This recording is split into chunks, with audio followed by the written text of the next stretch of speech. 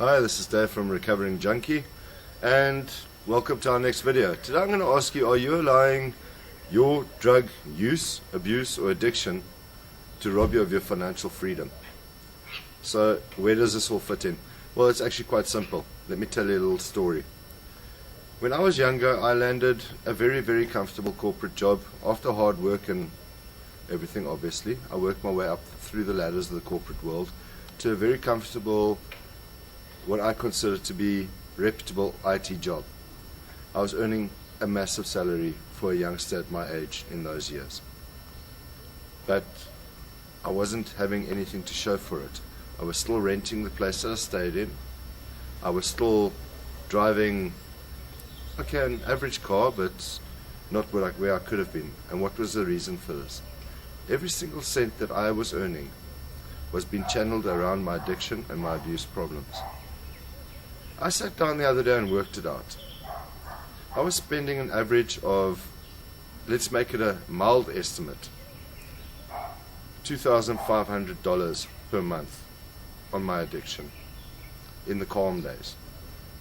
That's without my party drugs, that's without my weekend drugs. And it's only now that I've come under the mentorship of a great financial wizard by the name of Dr. Hannes Dreyer that I've realized exactly what I threw away in those years of my addiction. At the end of my addiction, I ended up with nothing.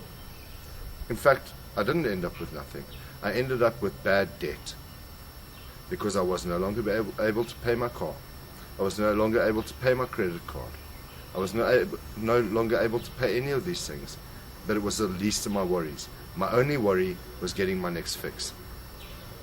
Now, sitting down and doing a bit of the mathematical sums around all of this, I worked out that if I'd invested that money, instead of snorting it, smoking it, or spiking it, I could have been a multimillionaire today.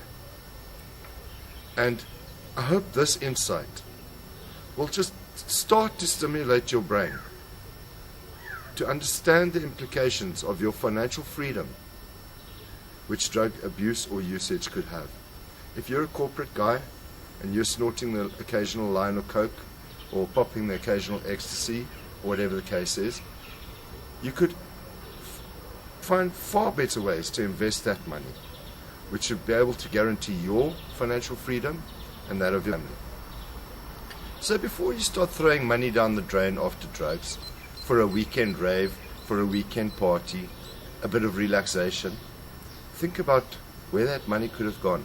And if you truly want to see the effects that minute amount of money, 350 Rand, or I don't know what they're charging in America now, but it's probably about $50 or $20 for that line of coke or that bank key or whatever you're going to be using.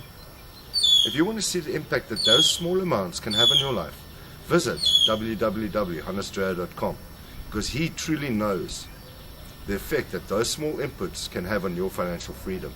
I've worked out, I've lost over 10 million Rand, irrespective of investment or not, to my drug addiction. If I had invested that money, who knows where I could have been today. So people, before you snort that line, before you pop that pill, consider your financial freedom. Consider your legacy and what you have to leave for your family. And I tell you, you will be truly amazed at what you could have done with that money.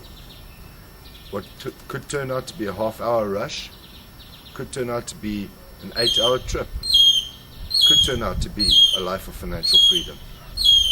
So take that into consideration before you take your next line of coke or hit on a joint, and consider where you could be taking yourself. I know I took myself from financial stability to financial ruin in literally a couple of years. Don't let the same happen to you. This is Dave from Recovering Junkie. Thank you for your time.